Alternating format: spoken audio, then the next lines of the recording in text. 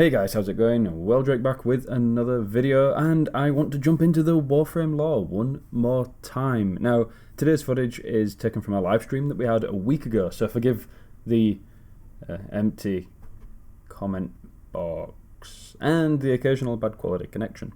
But anyway, the first place we need to look at is the quite appropriately named grow site. Some great corpus grammar there.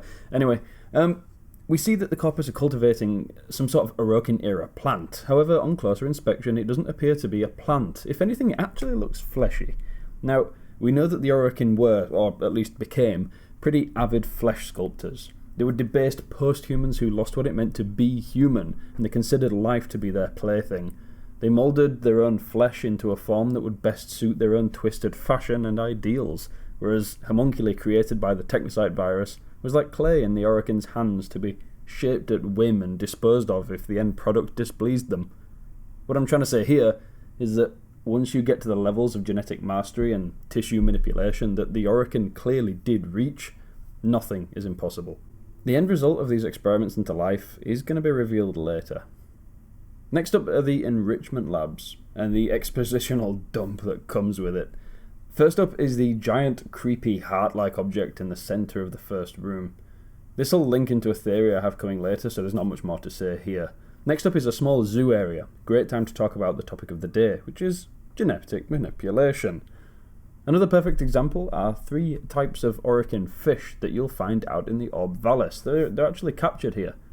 It's worth noting that the clearly robotic grey fish that aren't actually in this zoo have actually been put there by the corpus to monitor and react to various stimuli around the coolant pools, whereas these beauties are actual Orokin-era genetically engineered fish. Between the 3 types, they break down chemicals in the coolant, monitor environmental conditions, and finally they repair damaged biomaterial of the Orican structures in the area. Yeah. So next on the tour is the Oricon Dig Site. If you did look at my unfortunate truth video, you will have heard me basically say how anticlimactic this was, and this hasn't really changed. The door at the end of the tunnel appears to be the top half of the circular doors you get on the outside of the structures on Lua, so as much as I would like this to open in a future patch, I highly doubt it. But what we do know from this is that in addition to the coolant towers above ground, there appears to be an underground complex as well. And so now the big reveal. We're going to take a quick trip over to what the corpus appear to have dubbed the Pearl. This will just be a quick stop here, ladies and gentlemen, as we move on to the finale. But just remember what you've seen here. Taking a trip to any of the 3 craters will show you a scene of absolute devastation, a swirling mass of metallic appendages lashing out into the earth. But you take a step back and look at the details. These tendrils are an off-gold colour, almost brassy, and they don't seem random but seeking, stretching out into new foundations like roots, and at its core, a seed, a pearl. These pearls are clearly the centre of Orican construction. Now, okay, so because we do genuinely suck at live streams, I didn't notice the one comment we actually got during the live stream. And this actually comes from Elikar. Elikar says, "There is something interesting in the top left of the Temple of Prophet. Not sure if you've seen it already." Well, Elikar, we hadn't. So thank you. So, post-editing, we flung on our Arkwings and jetted over to the unnamed northwest corner of the map. Holy Orokin, the missing link is here. What we have here is a destroyed coolant tower, clearly showing its innards. Gilded flesh on the inside and a cool bone-white carapace on the outside, with the roots that we've mentioned protruding from the base rock underneath, and the structure at its centre. You can clearly see that there is a seed or pearl in there.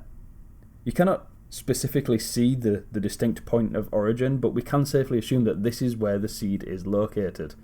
The roots are coming out of it, they are constructing this organic tower above it, and then just like a plant, the root system is burrowing into the soil. But what's also quite interesting here is the corpus are actually harvesting these roots, and the seed could well contain the heart that we saw in the Enrichment Labs. We know from previous concept art that DE actually had two names for these towers. One of them is the Orican Coolant Tower. We were told that they were used to super condense the liquid in the air, basically, into huge glaciers, and then crash them into the Earth, where they would defrost into water and terraform Venus. Another image that we've seen is called an Oricon Weeping Post. Now, I don't think this was a change of name, as there is one distinct difference here between the two concept arts, and that is the corpus drill located in the almost the neck of this tower. And that's the thing. I don't think the name of the tower is the Weeping Post. The post is literally weeping. And just like the very first concept art, where the towers would almost work together to create these huge chunks of ice, we don't see that in Orb Vallis. But the corpus have drilled into these things. I think that's affected how they work, and the end result, of course, is that they are almost vomiting out this coolant into the land around it, which is obviously not supposed to happen as per their design, as per the Orokin's original intention. We don't know why. Maybe despite Nefanyo putting his faith in the Solaris, maybe they don't have quite as much mastery over it as they thought. Or maybe Nef just has another plan for them altogether. Either way, there's something definitely strange going on here. So what are your ideas? Let us know in the comments below. Needless to say, this has opened up a whole world of possibilities. So join us next time when we're going to further explore the depths of Orokin genetic and robotic engineering. Want to keep up to date? Hit the subscribe button for more, or even you can follow our Twitter. But thanks for watching, and I'll see you guys next time.